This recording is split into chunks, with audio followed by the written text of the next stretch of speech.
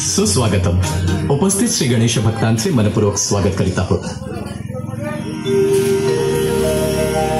आता विश्वात्मके देवे, आता विश्वात्मके देवे, एणे वाग्यज्ञ तोषावे, तोषोनी मज द्यावे, पसाय दान हे.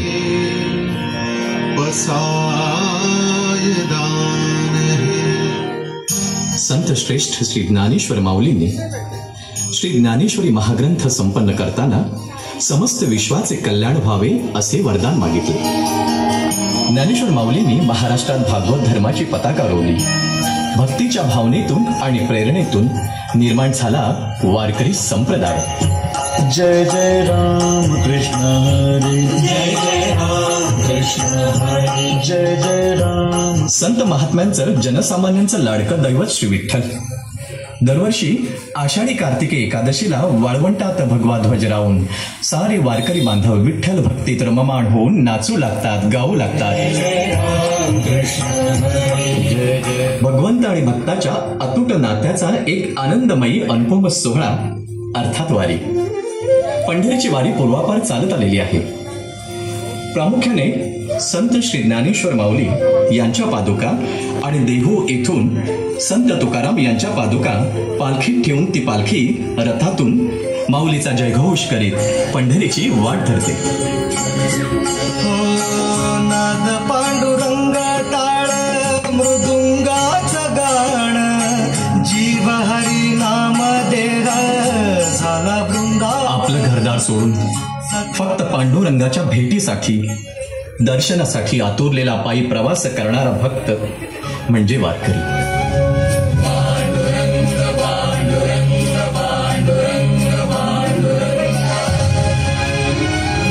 तन मन वाणी यांची शुद्धता असावी म्हणून पांढरा शुभ्र सदरा, धोतर, पायजमा, डोक्यावर टोपी, कपाळी चंदनाचा टिळा, गळ्यात तुळशीची माळ, भगिनींच्या डोईवर तुळशी वृंदावन, हातात टाळ, मृदुंग, वीणा, ध्वज यांनी सजलेला हा वारकरी.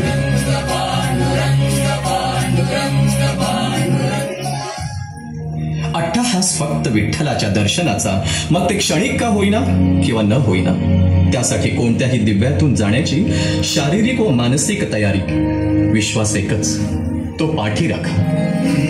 मोकळ भाळ पंढरीची वाट चालू लागली पाऊल. पंढरीची वारी करी वारकरी, पाठीशी भगवंत श्रीहरी. दिवसभर पोटाला अन्न मिळेल न मिळेल याची चिंता नाही. 2 घटका 2 घास खाऊन अविरतपणे चालत राहायचे हा नेहमी.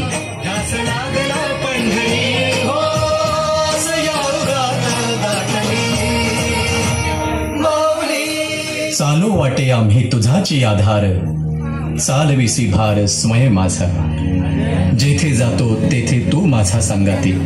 कधी मळलेली पायवाट, कधी राजमार्ग, कधी निसरडे रस्ते,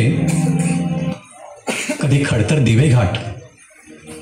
जीव झाला कासावी स्वरूप दाम विठ्ठला. तुळशी माळ श्वासांची तुटे धाव विठ्ठला. जीव झाला. पायातल्या वाहना जीर्ण झालेल्या असतात. भेगाळलेल्या पायांनी उन्हाचे चटके सहन करीत विठ्ठलाच्या ओढीनं पाऊल पुढे पडत असते.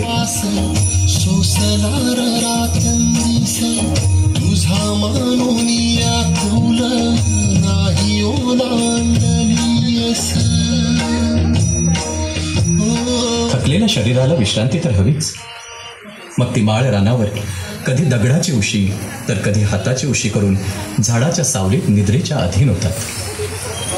रक्षण करणारा, सावली देणारा भगवंत आहे, मग विंचू काट्याची भीती कोणाला.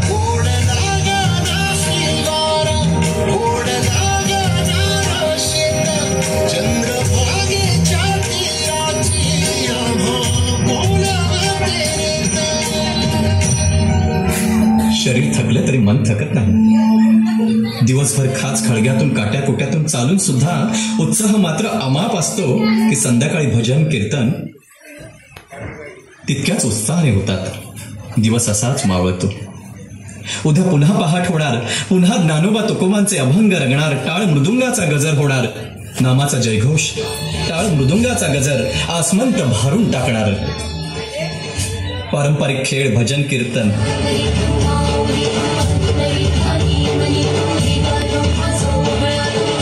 यातच सारा दिवस सरून जातो. 21 दिवसांचा प्रवास म्हणजे साधी गोष्ट नाही. वारीतल्या प्रत्येकामध्ये विठ्ठल पाहणारे विठ्ठलाशी समरस होता होता एकमेकांशी समरस होतात, सुख दुःख वाटून घेतात. विठ्ठल जसा त्यांचा माऊली तसा वारीतला प्रत्येक भक्त हा माऊलीच असतो. वारीत कोणी गरीब, कोणी श्रीमंत, धर्म, जात, स्त्री पुरुष यांचा भेदाभेद नसतो. विठ्ठलाच्या ओढीनं शेकडो मैल पायी प्रवास करीत वारी वाखरी गावात येऊन पोहोचते आणि सुरू होतं ते रिंगण.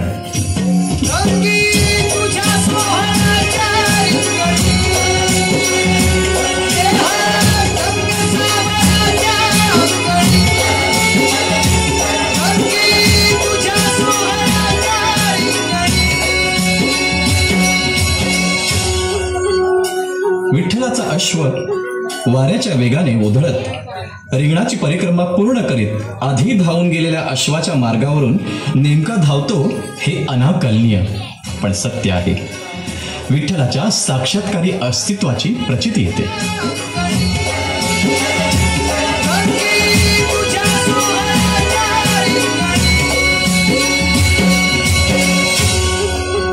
वारीमध्ये रात्रंदिन पायी प्रवास करून सुद्धा कधी कधी पांडुरंगाचे मूर्तिमंत दर्शन घडत नाही, तरी वारकरी निराश होत नाही.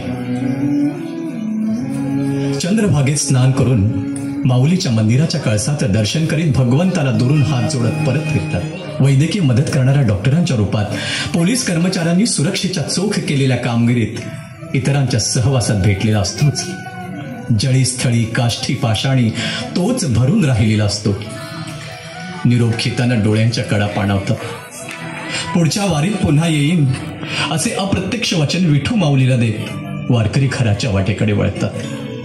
पुन्हा त्या सुखद आनंदाचे डोही आनंद तरंग वर्षावत विठ्ठलाच्या अस्तित्वाची साक्षात्कारी अनुभूती देणाऱ्या पंढरीच्या वारीची वाट पाहतात. मायलेकराची नाळ कधी तुटायाची नाही.